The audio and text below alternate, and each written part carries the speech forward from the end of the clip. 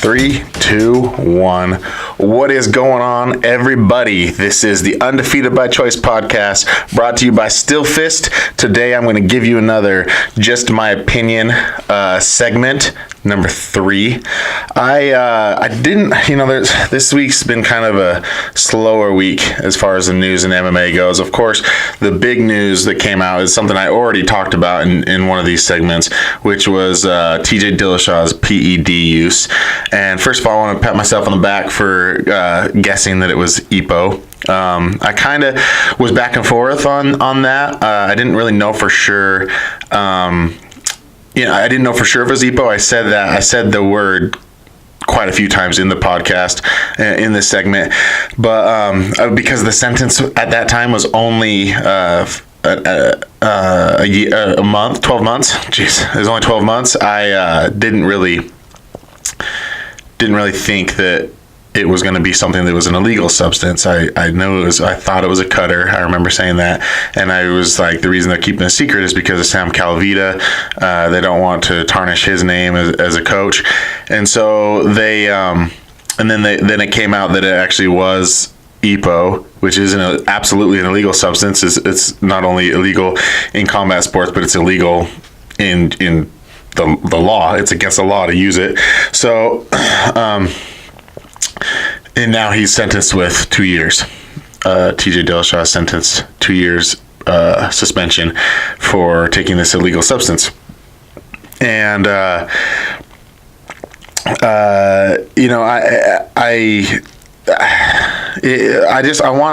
don't really want to talk about this too much more, but I do, because I think the responses of the people involved were pretty ridiculous. TJ Dillashaw has actually kept his mouth shut, but the two people who have come out and to say they have his back are obviously Dwayne Ludwig and Sam Calavita.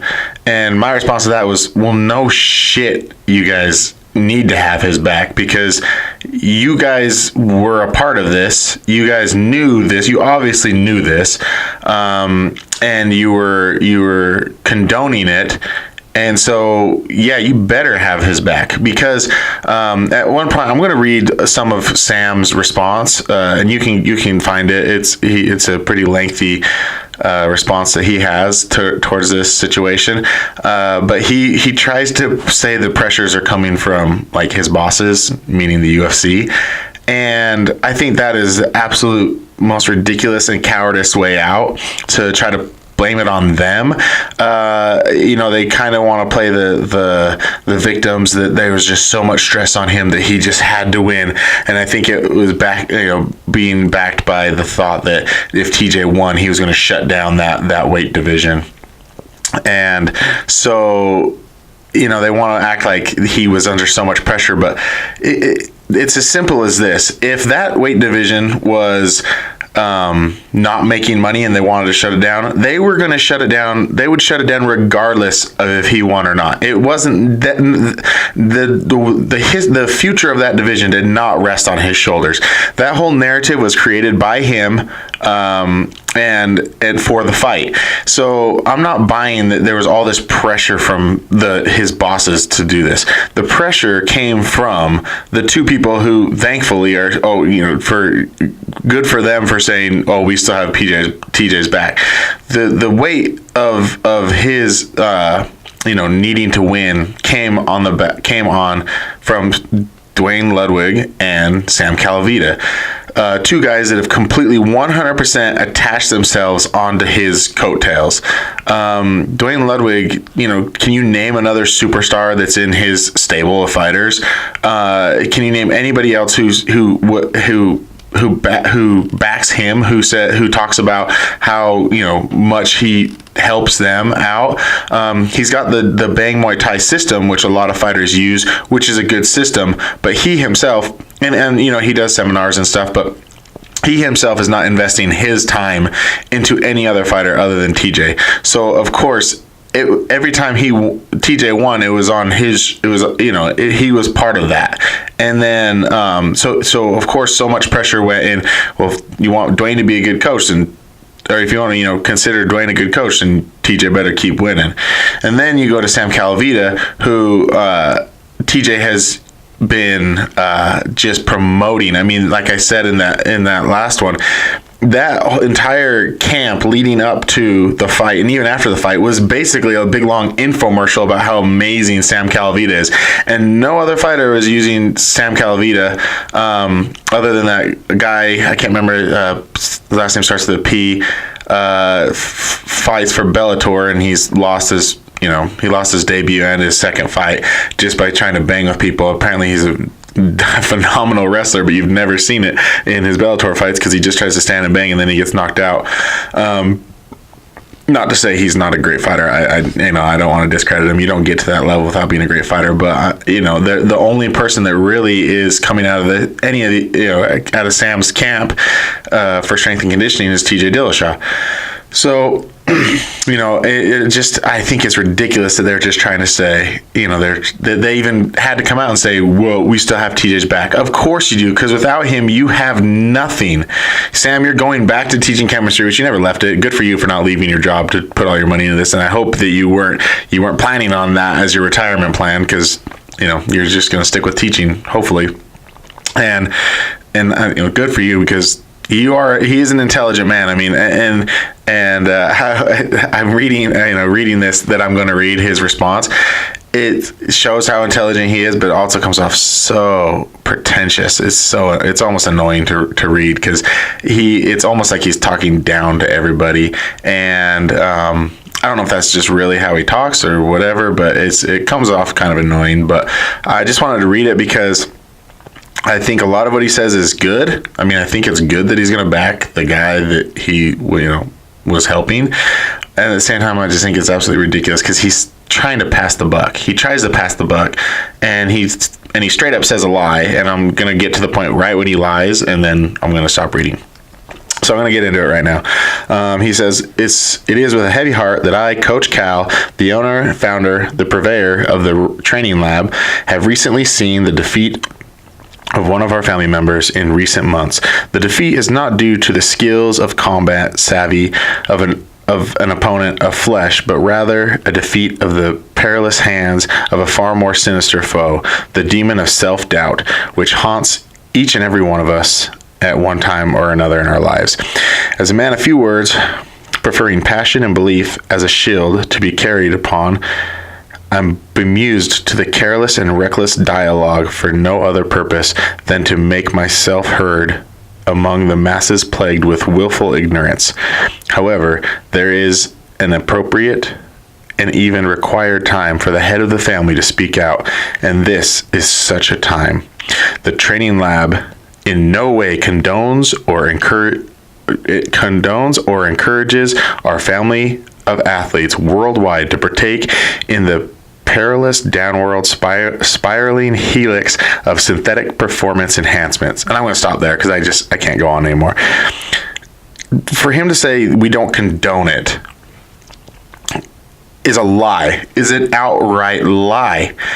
TJ went into great detail of Sam's involvement in his diet and all things, all supplements, everything. If TJ, there's no way that Sam was that involved with TJ's preparation and not know that he's on something. If he is that mathematic and TJ is taking this synthetic substance that is causing him to recover quicker, have more energy, then a man who's doing a mathematical equation is seeing he's having these large jumps and has to know that there is an outside substance. So that you're not fooling any of us. You're not tricking anyone into thinking that you didn't know about this. So if you knew about it, you condoned it. You were a part of it. You knew it was happening. Whether you gave it to him or not, you knew he was doing it, and in that way you were complicit. You were a part of the problem. So, I'm not believing that. I do believe him when he says that this is simply a matter of self-doubt. TJ has all these people depending on him. He's got his family, he's got his fans, but then he has these other things, these other people that are basing their entire reputation on his back. It's not just his own reputation he's fighting for. He's fighting for now he's taking on 2 other people to fight for their reputation as well. So, and that self-doubt comes to all of us. It comes to every single, it plagues every single one of us. I do agree with him there. We've all felt it. We've all been a part of it. And especially on this platform as fighters, you feel it and think about it and deal with it every single day. So, where TJ felt like he needed something to enhance his performance, then I get it. It's not right, but I get it. So, it just rubbed me the wrong way, the way that he and, Dwayne approached it. Like, yeah, you guys were a part of this. You knew what was going on. There's no way you didn't. We're not stupid. We're not dumb. And whatever. That's enough. That's all I want to talk about that. That's all I want to really touch on that. Because I've already talked about it last week and my thoughts on it. This is just the, breaking news. This article just came out today, so I wanted to talk about it. Cody Garbrandt has definitely been justified, and he's writing some pretty funny tweets about this whole thing. And what was super annoying with that whole thing is Cody's, talking trash to TJ because he doesn't like TJ. We all get it. We all understand why he's doing that. But then for some reason, Conor McGregor decides to comment to Cody and, say, congratulations. You got those wins back. Those 2 losses you get them back because he's a dirty fighter. I've always had respect for you ever since you shoved me at the, Ultimate Fighter. And it's like, this guy, Conor McGregor, is doing everything he can to stay relevant at this point. And it's just so annoying. I'm so tired of hearing about him, talking about him, thinking about him. Like, every day he's in the news about some sort of tweet or comment he made. He's doing everything he can to stay relevant. If he's really the superstar that everyone thinks he is and that everyone talks about him being, he doesn't need to play that game. He doesn't need to be a part of that. He can do other things that are going to get him recognition. Maybe some good things. Maybe some good stuff in the world. Maybe he should start doing some humanitarian efforts. Maybe he's starting to pay back some of the welfare that he received for however many years while he was in Ireland. And he didn't have a job and he was living off welfare. I mean, give back to the community, give back to people. And if you do, let's see it. Like, let's comment more on that. If I'm missing that, if that's not being reported, let's see more of that. But instead we get him making racial and anti-religious comments towards Khabib and his wife, and then he's smashing people's cell phones, and he's just acting a fool right now, and it's disgusting. I just don't even know. Sorry I went off on that rant. I didn't mean to. I try not to talk about him as much as possible because he gets me fired up, but I just start doing some good in the world. Start doing something that's noteworthy instead of just trying to make yourself known by tweets. It's stupid. We got a great card this weekend coming up. You got the Dustin Poirier, Max Holloway fight, Kevin Gastelum, Israel Adesanya card, and I'm gonna give my prediction. Not predictions for all the fights, but a couple of the fights, and we'll see if I'm right. I've been pretty good at calling things so far, but I haven't called fights yet, and I don't like really doing that because I just want to see a good fight. Most of the time I don't care who wins, I just want to see a good fight, but I'll do that because a lot of people like to hear other people's opinions and they like to tell you how stupid you are if you're wrong. I think fight of the night, obviously the Dustin Poirier, Max Holloway, and Israel Adesanya, Kevin Gastelum have the potential to be absolute just barn burner, amazing fights that are going to go down in history. Could be the fight of the year or whatever. We get that, okay? I like to look at the undercards and the preliminary bouts to go for who I think the dark horses are for the fight of the night, and so I've been I'm looking at this card, and of course I'm always going to go with the women. I think the women are always going to put on a show. So the Paulina Botelho Lauren Mueller fight, I think, is a dark horse for fight of the night. It's the preliminary, the very first preliminary bouts, ones that are on your ESPN Plus, and I think it's only the second fight on the card. So I mean, it's early on in the card, but the women just show up month after month. Every time, every card you go, I mean, any show you go to, you come to a SteelFist show, you're going to see the women put on a great show. So that's one of my dark horses. My other dark horse fight of the night is the very next fight. So it's only the third fight. So they're absolutely like the what some would say, you know, like I don't know. They're not the ones you expect to be the big fights because they try to save the big fights to the end. The Montel Jackson, Andre, and I don't even know how to pronounce his last name, Sokomthoth. That is, I think that's the one that we're going to want to watch. I think it's going to be exciting. I think Andre is the underdog, and I think we're going to see a late first round knockout, early second round knockout. I don't think this goes the distance. Both these guys got power. Both these guys are known to knock people out. But I think this one is a potential fight of the night, and it's going to be a short one. That's how exciting it's going to be. So keep your eyes out for those two fights. Obviously, Kevin Gastelum, Israel Adesanya is going to be a great fight. Israel is an exciting fighter, a fun fighter to watch, technical genius, and Kevin Gastelum is a brute. He is a grinder. He will walk straight forward. He'll throw heavy hands. He's been in there with some of the best and proven to be better, and I think Kevin takes this. Kevin, why am I calling him Kevin? That's embarrassing. Kelvin. I think Kelvin, I don't even know if I can say that now at this point. I call him by the wrong name. I don't even know if I can give him the nod, but I'm going to give him the nod. I think Kelvin pulls this off. I love Israel. I think he's going to be a superstar, and I think he will be a title holder one day. But in this fight right now, where they're both at in their careers, I think Kelvin takes it. I think Kelvin finishes him, which I think will be the best thing for Israel's career. I always think losses help fighters more than wins. You know, undefeated fighters do not know what it's like normally, unless it's a rare case that an undefeated fighter really knows what it's like to dig deep and pull yourself out of adversity, and nothing makes you dig deeper than when you have suffered a loss. So I think it'll be the best thing for his career.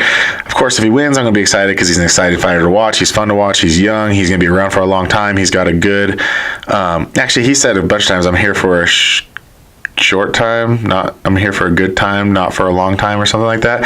So maybe he's already got ideas of bouncing. You know, maybe he's already got a game plan, but who knows?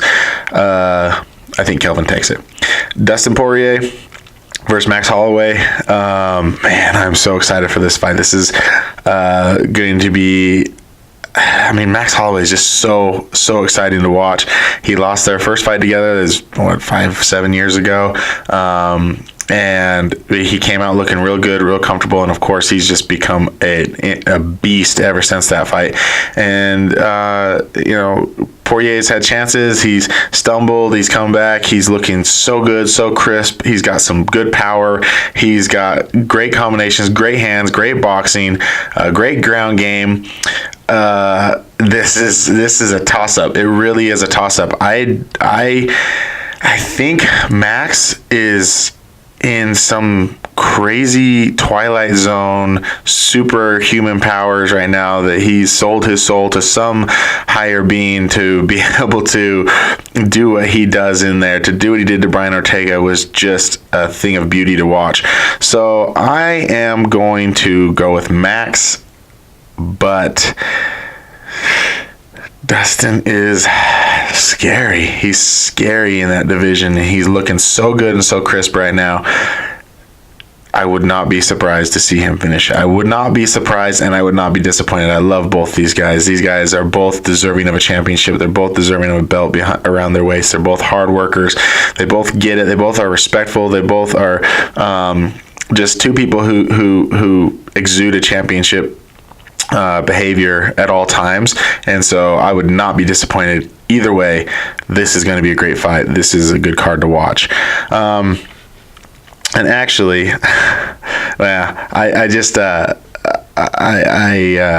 yeah, I'm gonna leave it at that. This is gonna be a great card to watch. I think that's it. I think I'm going to cut it kind of short. Not going to do too long of an episode. I covered quite a few topics today on just my opinion. This is just my opinion. If you disagree with me, please let me know in the comments section that you disagree with me, and tell me your opinion. Maybe on the next episode I'll address it. Unless you're just talking crap, then you're a troll, and I'm not going to pay attention to that. I mean, I'll read it personally, and I'll personally be hurt. My feelings will personally be hurt, but I won't. I won't let anyone else know how bad you hurt my feelings. It's just between you and me. Everybody, April 26th, SteelFist fights. This is a card to watch as well. I've had a couple interviews. I have a few more interviews left on the podcast, so make sure you check out the past 3 episodes. I should have 3 more coming out before the actual fight card on April 26th. It's going to be a awesome card. The main eventers, Kerry Lattimore and Dennison, are going to be. These two guys have so much experience inside that cage. They have so much knowledge, and they're so comfortable in that cage, and they both go to war. They both are not afraid to battle. They'll stand in the center of the ring. They'll go to the ground. The fight can go anywhere with these two.